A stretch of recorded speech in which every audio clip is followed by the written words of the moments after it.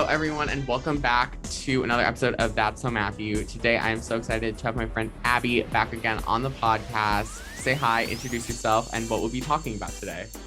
Hi! Thanks for having me again. We're going to be talking about the grand finale of your Twilight Month. I'm really excited. Oh, our grand finale? The grand finale. And I am so actually excited because going into this movie, I had no expectations. I watched this movie this morning. I watched part one last night. And part one, as you guys know, I have not recorded the episode on it yet. I'm going a little out of order. But from watching it, it's kind of a snooze fest. It's not my fave, for sure. I was trying so hard to not fall asleep. I barely made it through. But this movie redeemed it. This movie definitely is not a snooze fest. It is definitely one of the better ones. As you all know, I hated New Moon with every single bone in my body. I did not hate it. Yeah, New Moon's a bit slow, and it's funny because I literally just finished listening to your New Moon recording. So I'm listening to this and I'm laughing. You did not hold back for some of the parts. I did not. The only redeeming quality for me was Jacob. But then in Eclipse, I don't like Jacob anymore. So then that was a very short-lived Jacob stan moment. Wow.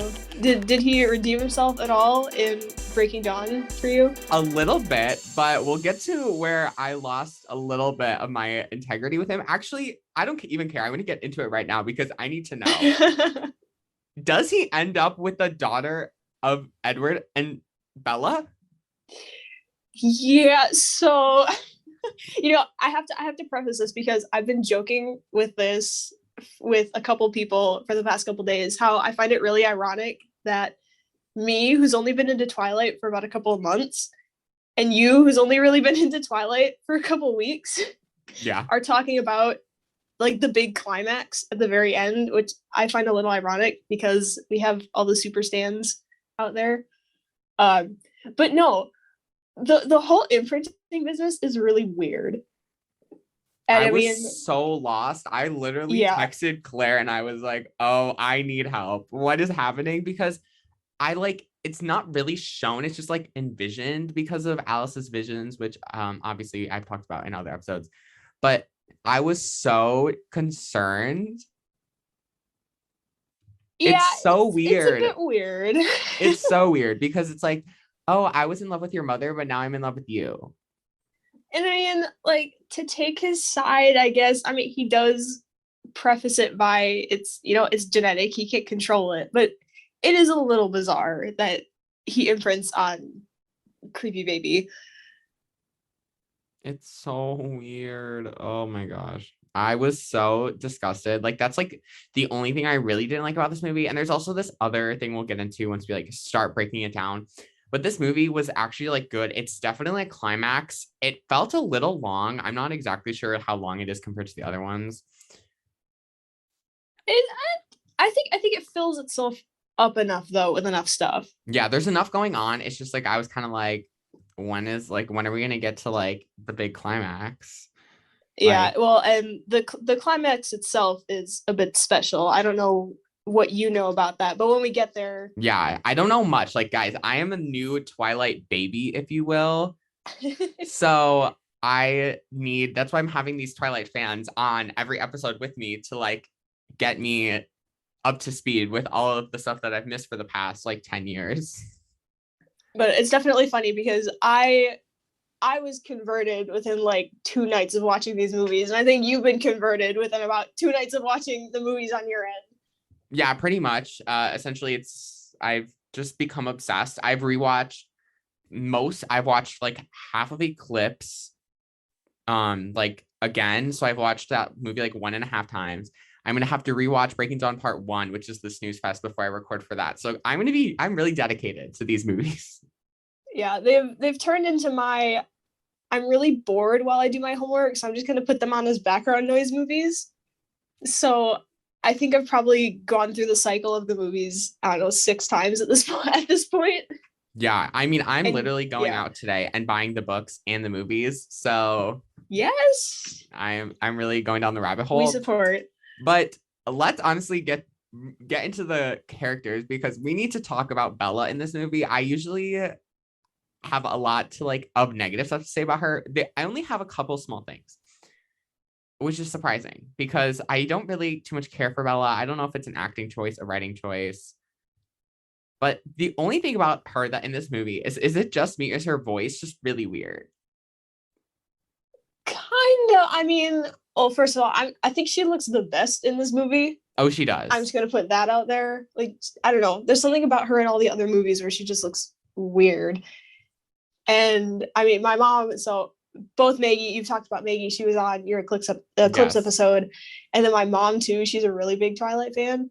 We were both talking yesterday because I watched both the Breaking Dawns before this episode about how just like horrible Bella looks in part one. And she just Yes. has this transformation at the end, and like all of a sudden, like she's hot in this movie. She's hot in this movie. The red eyes. I don't know like what it is about the red eyes, but it's definitely giving what needs to be given. Yeah. No, it's you're so right because in this movie also I feel like the first movie Bella looks weird because they have like the weird blue tint like the Yeah. entire time. And then like I think Eclipse has a little bit of a weird tint too. But this movie just feels like real life for the most part. The colors are beautiful though. Like you I can know definitely it. see the Yeah. contrast with like the snow scenes versus like the meadow scenes, which you guys know how much I love. I'm so confused by the meadow because I don't Oh, understand. the meadow scenes. I don't understand. Maggie made it like a little bit more clear because I was like, why are they always in the meadow? And it's like that's their safe space and that's where he goes to sulk in the sun. And I was like, okay. Sulk in the sun is definitely is yeah. I That's a phrase to describe it. That was her word choice. So I was like, okay. Um, but yeah, so Bella in this movie, there's a lot going on with her. So she is officially a vampire. She's officially got the red eyes. She's got to hide it from her dad, Charlie. And Charlie, I don't really know what was going on with him in this movie because he's definitely a little concerned. She has a child, which Yeah. Renesmee, very interesting name. Very interesting. Do you know what her middle name is? No. Which I just found this out yesterday because I was joking with you before that I have next to me the official illustrated guide, and of course I had to read about every single character. Um, that how her first name is Renee and Esme put together, but her middle name is Carly, which is Carlisle and Charlie put together. And it's That's like I don't so know if I should bad. feel like like amused by that or if I should feel slightly disappointed. I don't But know either, but like I it's don't know. really funny. That is so funny. I'm biased because I like Carlisle, but Carlisle, okay, yeah, he also showed up in this movie. Not like in like he was actually in it, but like he actually like he stepped up to the plate in this movie because the first couple movies I was a little on the fence with him. He creeped me out a lot more in the first couple movies, but I think I've just warmed up to him at this point. But he like was interesting in so many ways. And Bella also, I feel like has such a weird like vampire connection with everyone now that she's officially a vampire. She's but the thing that makes me laugh so much is like she's literally like living her life with Edward and Jacob is like right there at her side. Like they're all like a throuple or yeah, something. it's a bit interesting, especially with the whole now granted with the whole imprint thing. He he's a little too close at sometimes, which makes me kind of laugh. Oh yeah, he Like needs to take a step yeah, back. especially when she freaks out with him at the beginning, and he's so like Rosalie hands over Renesmee to Bella, and he's like, "Whoa, whoa, whoa, okay, you're done. Give her back." It's like, geez, man, that's her kid. No, Slow okay. down, The dude. one line that killed me down. What does that even mean? Killed me was when the baby like comes and he's like calling her Nessie or something. And she goes, "You nicknamed my child after the Loch Ness monster." I know that scene's a bit iconic. It's a It bit is iconic. so funny. I literally was dying, and Anna's like looking at me and she's like, "What is going on?" And I'm like, "You need to watch this movie to Yeah. understand what is going on."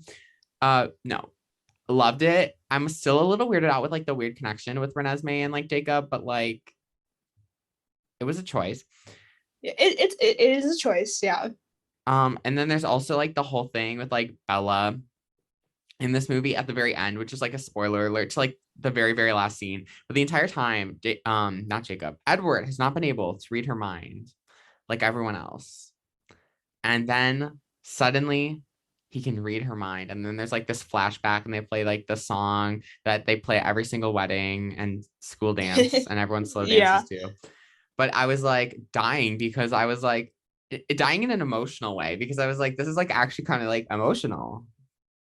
Yeah, we were talking about that yesterday too, where it's like, oh, she finally drops her shield and lets him in. It's kind of sad, like, but it's kind of a nice sad almost. No, it was. I kind of like actually vibed with the ending because I had no idea what was gonna happen in the end. Like I did not look up any spoilers. I have not read any of the books. I had no idea what to expect. And so the second that that happened, I was like shocked almost. Like I thought it might just end with like a Yeah. walk into the sunset, maybe a little meadow like make out or something. I don't know. Well, But it did still end in that, it but did. But like this was more of an emotional approach than I was expecting to take. Yeah, it's really cute. And then there's like a whole like thing where he's like, oh, can you do that again? And she's like, we have a lot of time together. And then at the very end it like has like the little like book scene with the word forever. forever. And I was like, oh, okay. Which is I'm a little intrigued by like the whole Breaking Dawn book being at the end of it. Yeah, it was definitely an artistic choice, but I'm kind of digging it. I also dig it because like then it also like opens up the whole like door of like are these like movies just like they know that they're based off of a book or what is going on? But I was kind of here for it. And also Edward, we need to talk about Edward in this movie. Edward looks so different in this movie as well. I don't know what it is. In some parts he looks super like actual not pale white, and then in other ones he just looks like He looks whiter like than a ghost. normal. He looks like normal Robert Pattinson, just a little bit in some of the stuff. I But then kind of yeah, loved there it. are parts where he is extremely pale, like normal. I don't know. I kind of loved it because Edward in this, I've had a little bit of like an on-off relationship with Edward. The first movie, I was totally Team Edward. The second one, I was Team Jacob because I don't know why.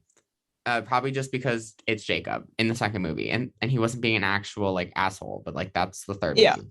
Then the third movie, obviously, I'm on Team Edward again. Fourth movie, I didn't really know like what was happening. I was kind of just like Team Edward because it just made sense. But now this movie, I'm definitely Team Edward. Like we have like the whole like they're married now, so I feel like I have to be Team Edward.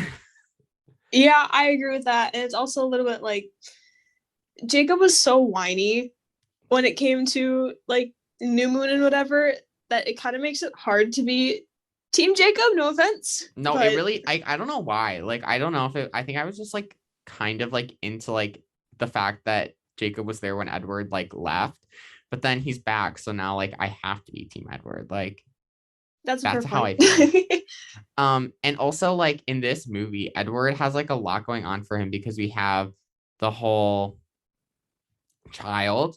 That is obviously a very important thing is the child. Then we also have like the whole like war scene with that was very interesting. With Yeah, there's some interesting little thing about that, which maybe I'll talk about it when we like actually talk about the plot, yeah, but yeah. The war that was didn't very happen. interesting. That didn't happen in the book. What? What? That was like the whole point of this movie. And then what didn't even happen in the book? Yeah, so it was definitely okay. Maybe we won't talk about it when we talk about the plot because now I'm going to be off on a tangent. But the first time I watched the movie, because I was bored one day, Twilight 1 was on, and then of course that opened the rabbit hole and I had to finish everything in like a day. Yeah. So my mom's sitting on the couch watching me or watching the movie with me. And we get to that scene where, Alice walks up to Aro and is just like, oh, let me show you. And then it gets the cutaway and then the fight starts happening. And it's, how you can sense when people's eyes are on you? Yes. Or it's like, I could definitely feel that going on with my mom. And it's like, I'm watching. And of course, okay, spoiler alert. But it really sucks and it causes emotional damage when you watch your favorite character's head get ripped off by your other favorite character. And it's that was hard. But we're watching, and then it finishes, and of course they bend down and burn Arrow's face, Mm-hmm. and then it all goes back to normal. And like I paused it and had that very dramatic, like, what just happened moment. And my mom looked over to me and she's like, yeah, that doesn't happen in the book. I'm like, excuse me? So she started telling me about how, like, in the theater, she was like, you should have been there. Like, nobody was silent in that moment. Everybody was screaming and gasping. Yeah. So in the book, there's a solid like 80 pages between when the Volturi show up and when Alice shows up with like the other half immortal, half human person. Yeah. And then it just ends. Like the Volturi just kind of give up and walk away, and then it's done. There's no fight. There's none of that. Interesting choices that this movie made. Well, because I was a little confused at first too, like what was happening. But like I had never read the book, so I just kind of went with it. I just didn't. It felt out of place in a weird way because like we have like the whole evil man Aro. Yeah. He's so funny. I don't know why. He's like he's laughing up a storm, and I just can't like not laugh. I was like, I also like Michael Sheen too, just as an actor. So Yeah. that was really funny. We always have to like pause the movie and give him an extra chance after he does his weird little laugh when he sees Renesmee for the first time. Oh my god, that was so awkward. I didn't even know what was happening. It's so funny. Yeah, the choice to have the fight at the end was definitely it makes the movie more entertaining. Because I mean, imagine you go to the theater and you just see the two groups talk and then they both leave and then the movie's done. Like that's kind of it would have been anticlimactic. boring, TBH, because the thing about this movie is it like does the big like whole like war scene is like the main event of this movie. Like, yeah, sure, there's a lot going on in this movie. Like otherwise, like the baby, there's the whole like weird imprint thing that so grosses me out. Yeah. There's like the whole like Charlie finds out about the daughter. Like there's a lot going on family wise, but then the second you get into the war, it like makes sense in a weird way to like keep it going. Yeah. But also we need to talk about Jacob. Okay. Yes, we need to talk about Jacob. What happened? What happened from the like the New Moon Jacob, where he like I didn't hate him that much in New Moon, but now I absolutely hate him. He needs to like take 5 steps back from Bella and Edward. The whole imprint thing is so weird. Is that in the books? I think so. I mean, I haven't read the books, but I believe it's in the book. That's something so significant that they wouldn't just like throw it in the movies. And then of course I feel like I sound like an idiot right now. Like, of course it's in the books. I'm gonna hear somebody yell at me after this recording is done. It's okay. It's just weird. It's so like interesting. Also, oh my god, this scene is the cringiest scene I have ever seen. I think I've ever had to sit through in the entirety of this like whole franchise. And there were some weird scenes. There are some weird freaking scenes in this movie. Yeah. The scene when Jacob starts stripping in front of Charlie to turn into a wolf. Oh, that was so bad. Jacob, put your clothes on. Whoa. Like I was in shock. Essentially, I was, what on earth would prompt you to do that? See, it's like, okay, I get the jacket, I get the shirt, but why did he take his pants off? Like, he's transformed with his pants on before. Why did he have to take his pants off for Charlie? Oh my, I was dead, unalive. Anna is like sitting on the couch while I'm watching this downstairs, and she's like freaking out because she has no idea what's happening. I don't know what's happening. It was a choice. It was an artistic choice. It was definitely a choice. But yeah, Jacob in this movie, don't like you, still team Edward. Yeah, Jacob does not get the Matthew stamp of approval in this movie. It's just weird. He's just really he just literally wants to get with the daughter the entire time. So that's weird. Yeah. Yeah. The daughter, Renesmee. Also, I was not really too much expecting her to like have a huge part in this movie because I don't know. Like I knew that she was on the poster because I was looking up some posters to do and like I didn't really know what was happening. But she's on the poster, like she becomes one of the main three on the poster. And low key, she didn't really do anything in this movie besides just be there. And then in the end, when she grows up, get her heart stolen by Jacob, which is Yeah. making me like puke in my own mouth. Yeah, It's, but there's definitely a stigma around CGI baby though. yeah, I could tell it was CGI. Like it was bad. It was bad. It was so uncomfortable too, like to watch. Yeah, and this is so we were joking right before we started recording how I want to try and get your live reaction to this.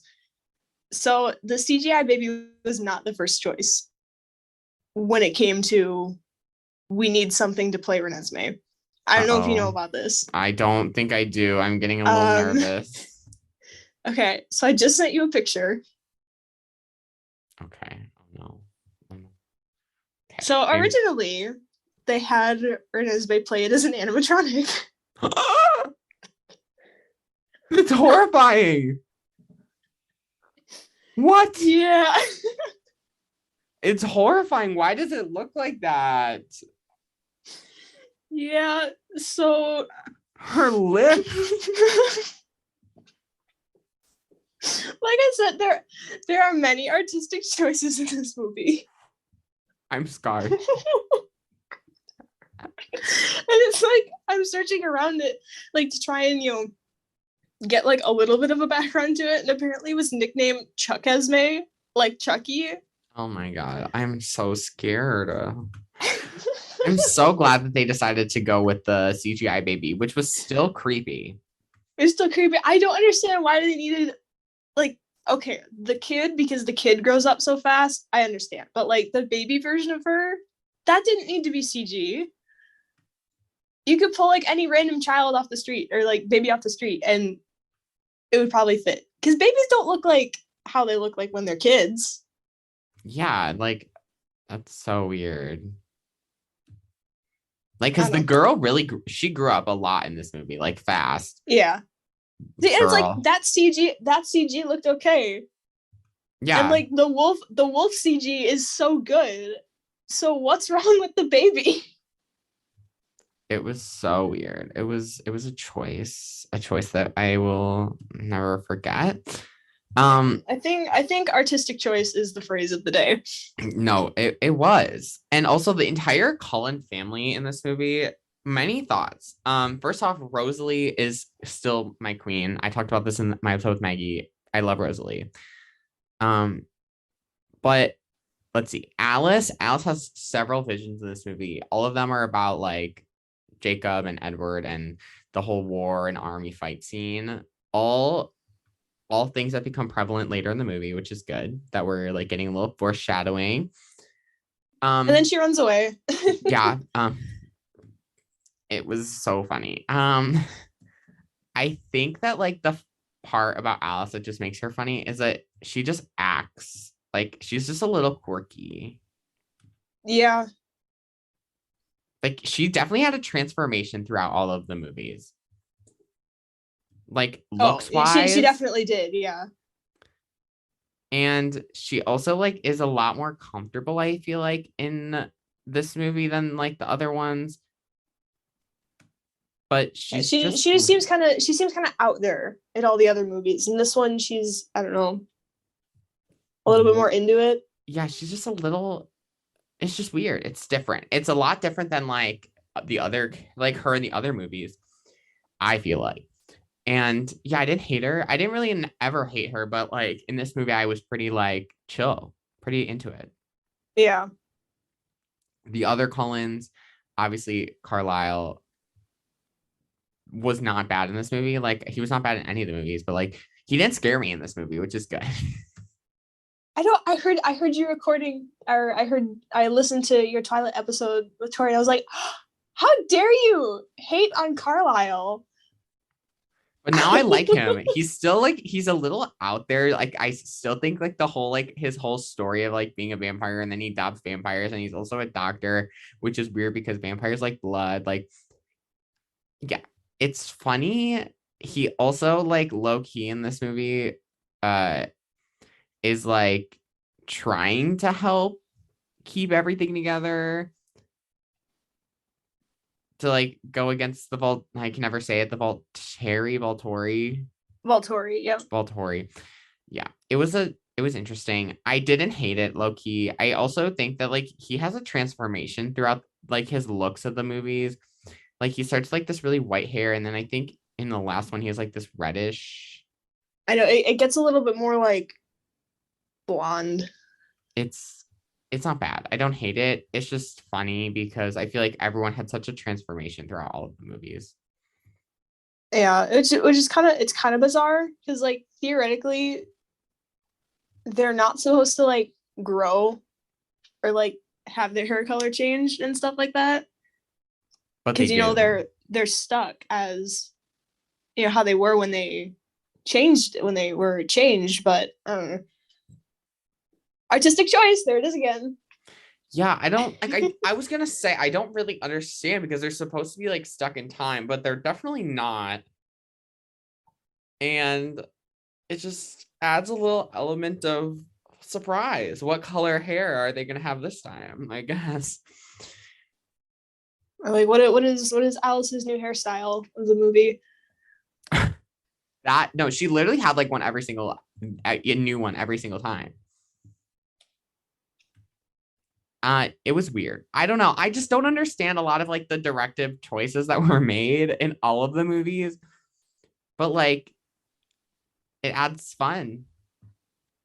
It adds a little element of surprise. It does, it adds something. um, we also have like the other like leaders of the Volturi.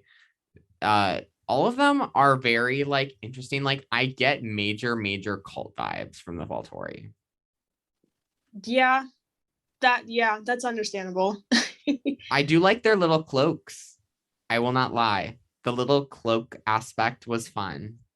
Yes, one thing the Volturi got right is their fashion sense No, because literally. they rock those cloaks throughout the entire movie.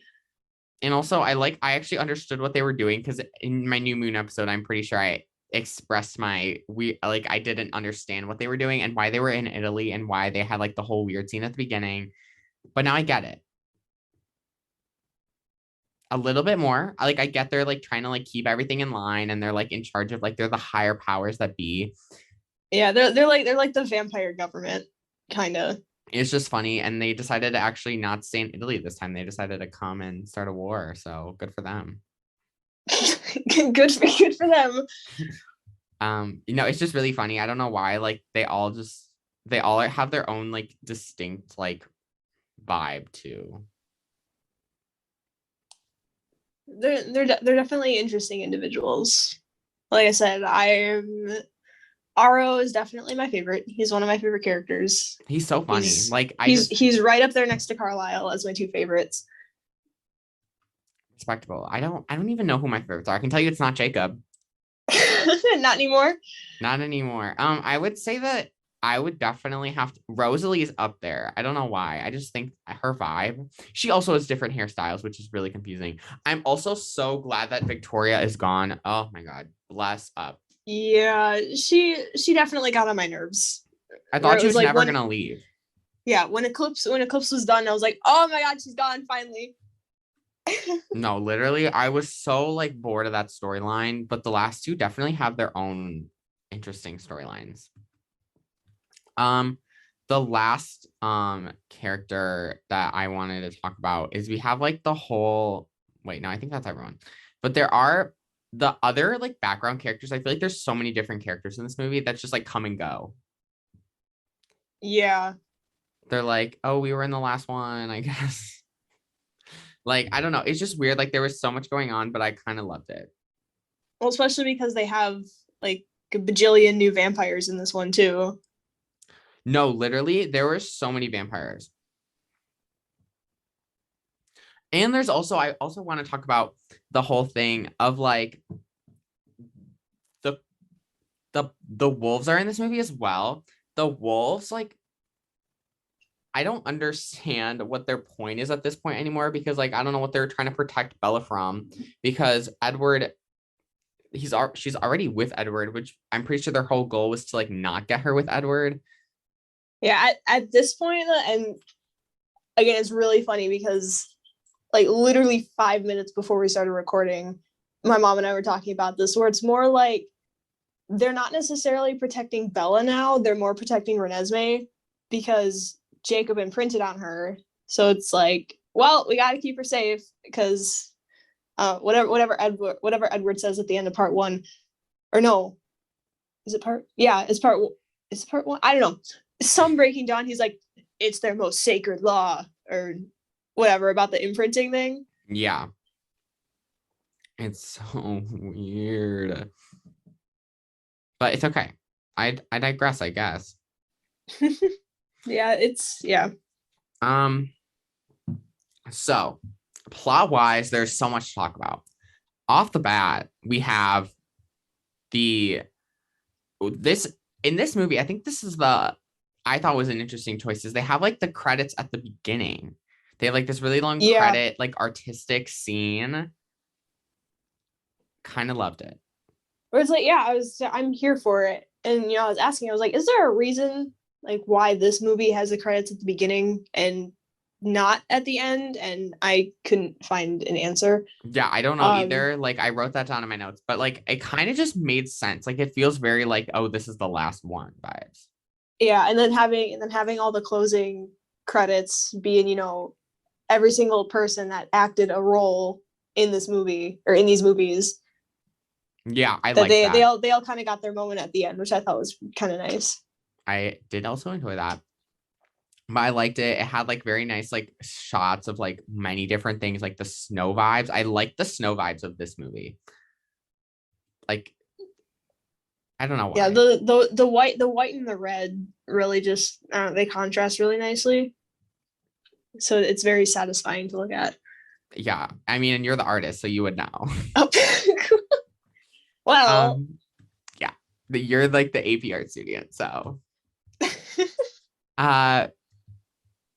We pick up at the beginning of this movie where Bella has essentially just turned into a vampire. She opens her eyes. She like looks at Edward and she's officially now a vampire, which is good. We've been working up to this point since the first movie. Thank God we're finally here. Yeah. And then it goes into this really, really, really funny scene. Anna, like this is when Anna first woke up. She comes downstairs and she sees Bella and Edward just running around. Like it's their first hunt together. Okay. Yeah.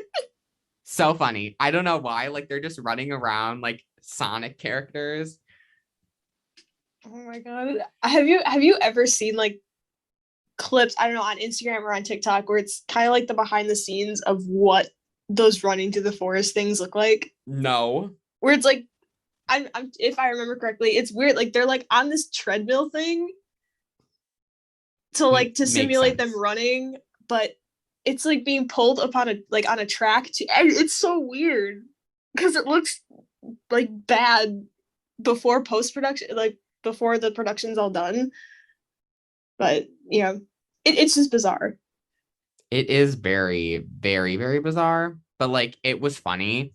And also, I don't know if you noticed in this scene, there's a little bit of like a mountain climbing vibe, which reminded me. I was gonna bring that up. Of that one movie, Free Solo, that we had to watch. That's so funny. I was literally gonna bring up the exact same thing. I was like, that looks like that guy from that movie we watched in psych class. Oh my god. No, that movie is it.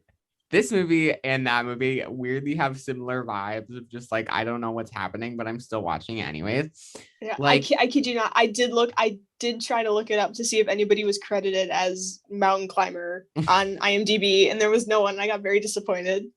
yeah, it was really funny because one, like, how could you not laugh at that? Like for us, it's funny because like we watched a whole movie about this guy who climbed rocks and it's on Disney Plus. So if you're a Disney fan, you can watch it on Disney Plus, but it was a choice. That's what I thought of was Free Solo. Never forget. Yeah.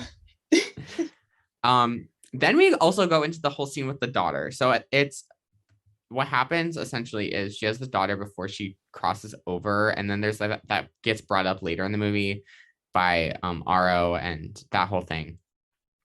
When she meets the daughter, and it is very, very interesting because we have Jacob who suddenly is here. He's back and better than ever, I guess. He's back and better than ever.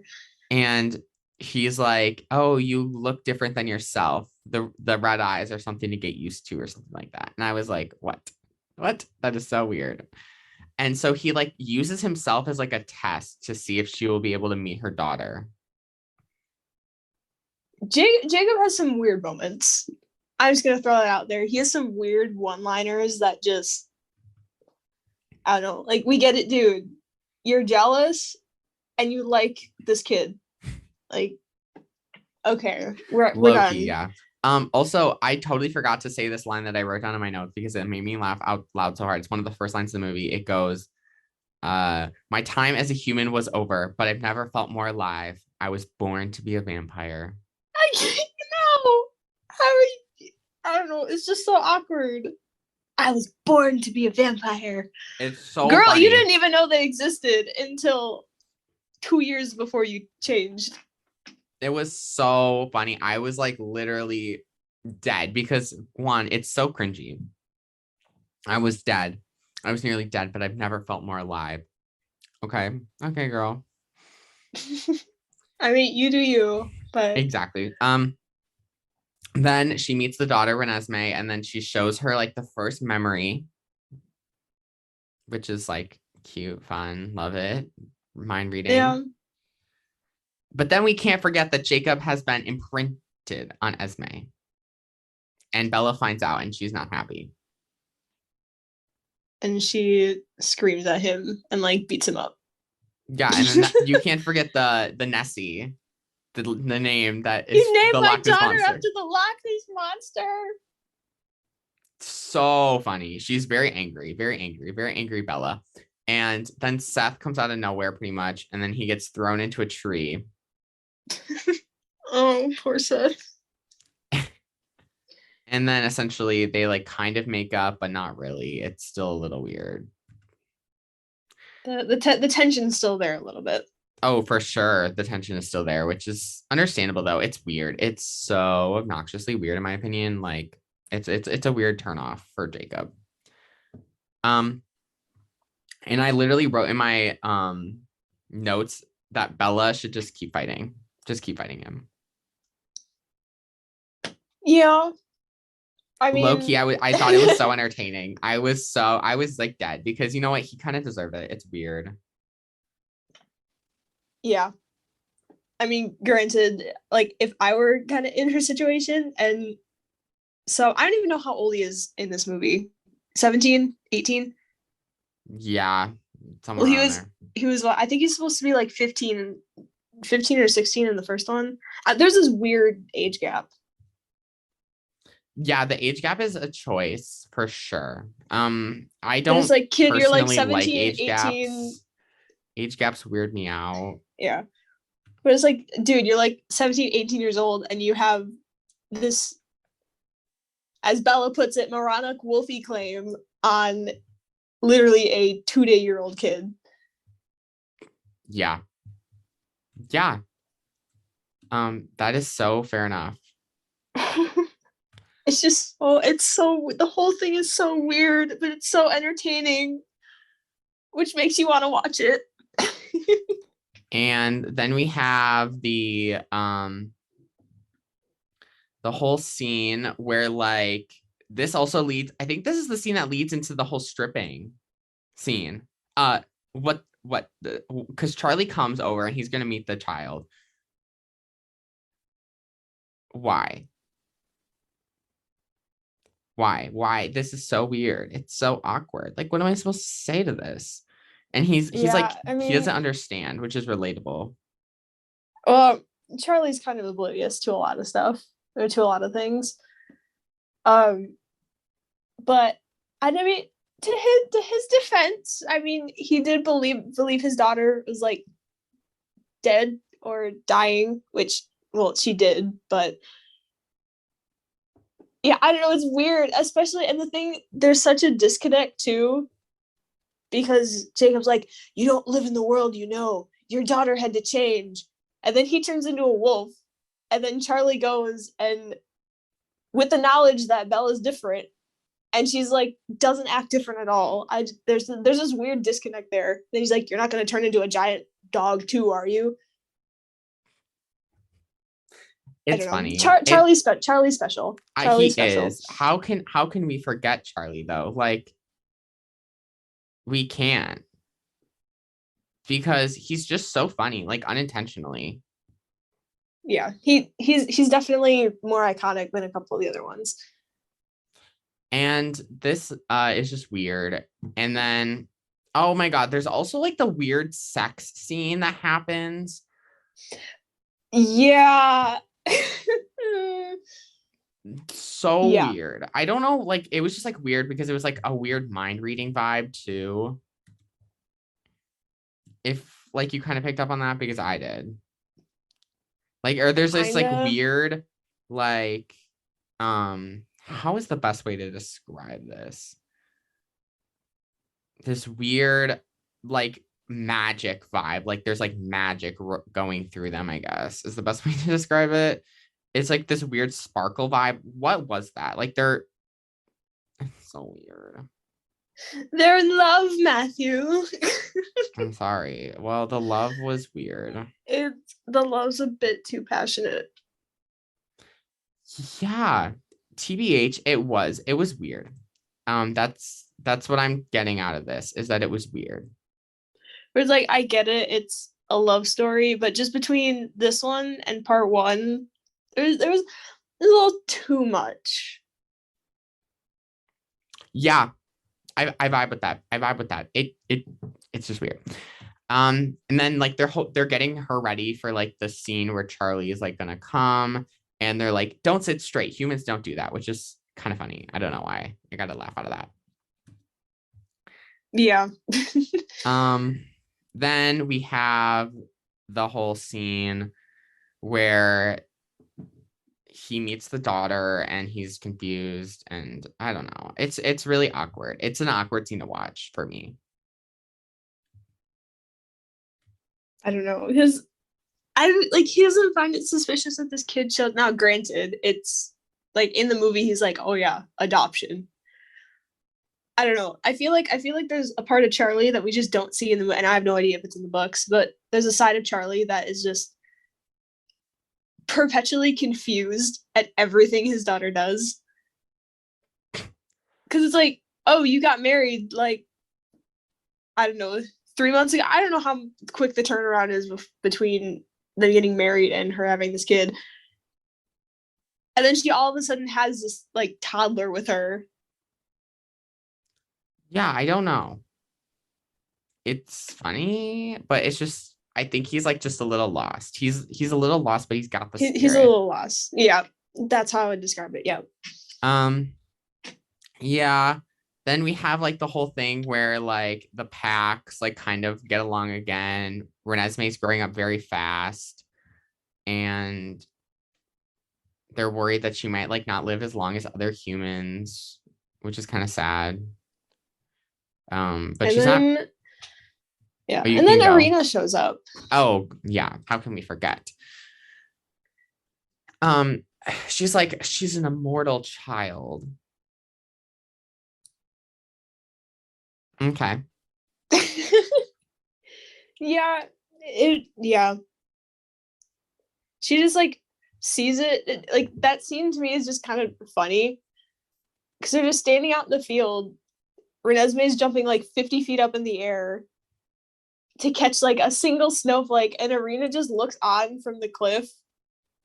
I don't know. She just has this look on her face. It's really funny to me. I don't know why. There's so many just like little things that just make it funny for me.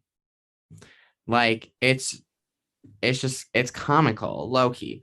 Um, then oh, this is where it starts getting interesting because the Volturi is gonna be like coming, and then Alice like has this vision of them, and they like go all around the world to prove that their daughter is not immortal, and then they like other of people start joining the pack of the werewolves because I guess they need more. Well, because so many vampires are showing up kind of around the tribe's area that I don't know. There's some like genetic click where it's like, oh, the more vampires there are, the more wolves there need to be. So many more kids start turning into werewolves. Interesting choice. Yeah, but before we forget, I have to talk about the iconic scene when they're describing immortal children and Jane takes the kid and just chucks it into a fire. I'm sorry, I laugh at that every time, and it's like it's not funny because she's just chucking a baby into a giant like fire, but Jane does everything without expression, which I think makes it really funny. No, it does. It adds like a little level of funniness because she just doesn't have the she's not giving what needs to be given, as I like to say. But no, I like I said, it's so bad. It's like I kind of feel bad that I'm laughing at it, but just down he goes into the Yeah. fire, Bye and then bye. like we're abruptly back to the Cullen house. Yeah, the Cullens are still here, and there's also like the bonfire vibe. Kind of loved it. The where he just like lights it on fire. Yeah. Like I want to do that. I want to jump into fire. No, we're done with that, Matthew. No, we're not. And then there is the whole like vibe of the Volturi where they're like, is Renesmee like gonna kill us all? Is she a threat to us? And then Alice and Jasper are like, nope, she's not. They present her with the proof. And then Aro is still like, nope, we're gonna get rid of the Cullens. So go you, Aro. He's definitely a character. He's got the spirit. He is ready. Um Carlisle just tries to save Alice, and then he gets destroyed by Aro. Ugh, that hurt. That moment hurt.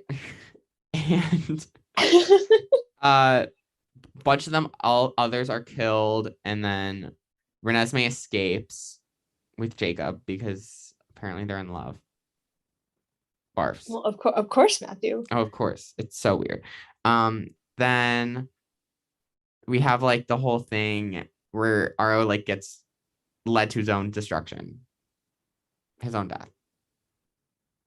And then we flash back to it never really happened. Which is so funny. It's so funny to me. Like they literally, I was convinced that all happened, and I was like, oh, we're moving fast. So was I. Like I literally looked like the shocked face emoji. Like my mouth was just agape while I watched that entire thing. It was funny. But it gets better because then we go back to the whole thing with what actually is going to happen. We have like the other vampire, like Hulin, who's like, and Nihul, I don't remember how I say their names. They're like telling their stories. Yeah, I don't know how to pronounce their names. They're there. And then Aro, the Volturi leaves because Aro's like, yeah, she has no danger to their lives, I guess. And then Aro has like given up so much, and he's like trying to save himself, blah blah blah. It's like kind of like a little bit of a sad moment, little like because we're getting to the end. Um, and then pretty much that's the end of that whole vibe. But then we get to Yeah. this scene with Renesmee being fully grown up with Edward and Bella, and then Jacob's like loving her. It's so weird. It's so weird. Oh yeah, like Alice's vision where they're all on the beach, and then like I don't know. Well, and then Edward's like, should I call you dad? Or Jacob's like, can I call you dad or something?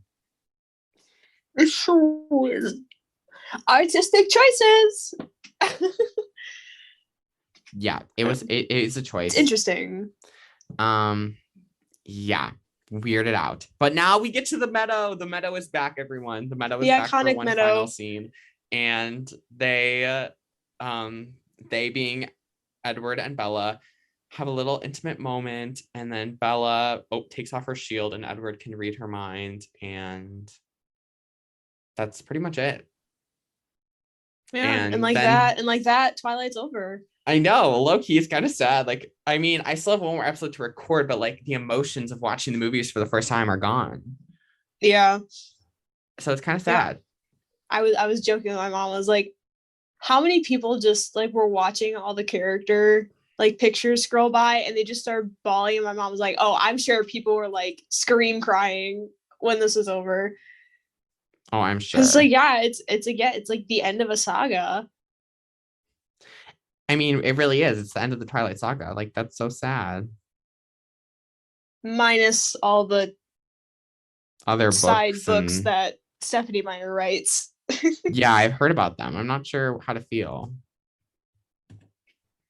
but we'll see. I guess I'm slightly intrigued to. I'm intrigued because those. the one I definitely want to read is the one that ties in with Eclipse and the newborn army, because I'm a little confused about that. And Maggie said that would answer some questions. Oh, the Bree Tanner one. Yeah.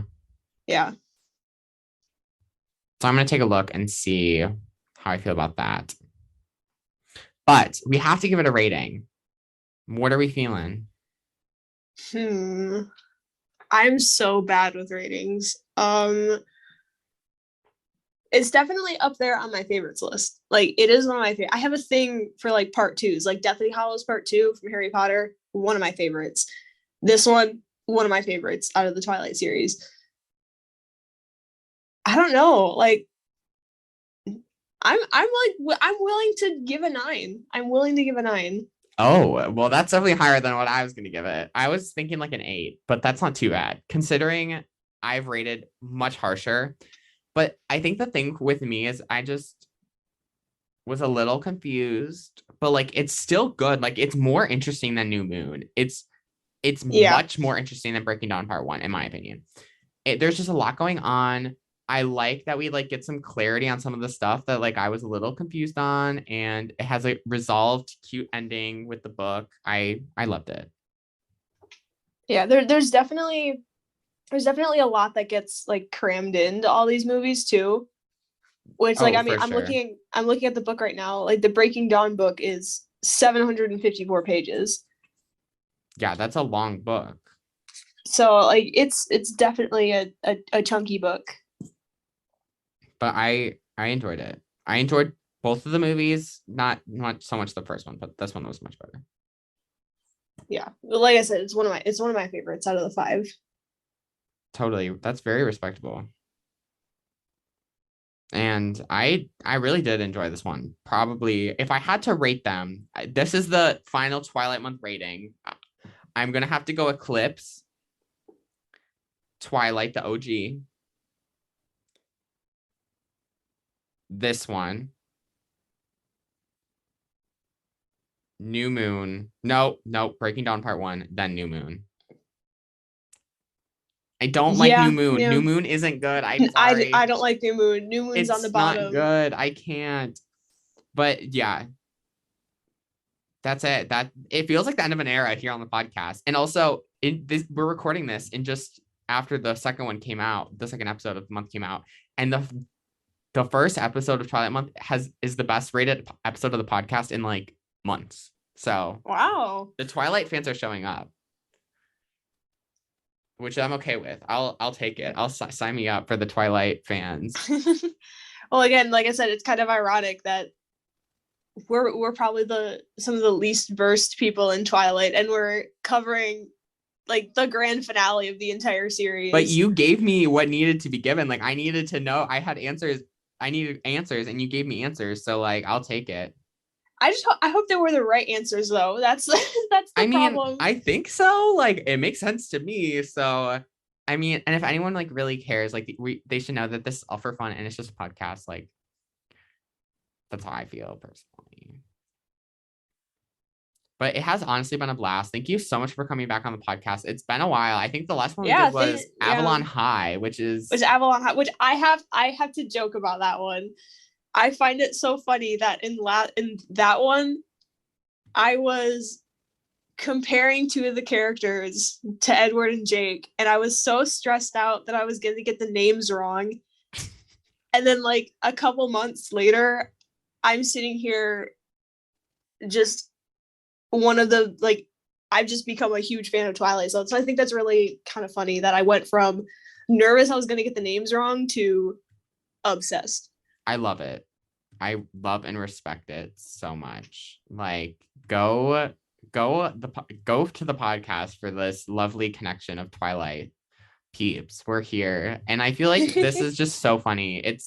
It has brought me a lot of joy, like hearing different Twilight opinions from different people. So I was definitely glad that we could work this out. And it's so funny. It started as a conversation at lunch. It really did. And now look where we are. I have enjoyed it. And Maggie, also shout out to Maggie for giving me her Twilight DVDs because they took them off Netflix. So you're the best, Maggie. One last shout out. Well, thank you so much. And thank you everyone so much for listening. I hope everyone has a great rest of their day. Thank you for tuning into Twilight Month. I hope everyone enjoyed it. Maybe we should do like another theme month soon. Maybe like Hunger Games. I don't know if anyone's interested in the Hunger Games. I've never seen the Hunger Games. I've never seen the Hunger Games either. I know that Maggie's into them. Of course Maggie's into them. Or like something else, maybe like Maze Runner or Divergent. Also stuff that I'm pretty sure Maggie's into. She definitely seems like the franchises, the sagas. Yeah, like the pop culture. Yeah, so we'll see. Maybe we'll have to throw in another theme month in the future. But have a great rest of your day. Thank you so much for tuning in to Twilight Month. And I'll see you all in another episode again soon. Bye.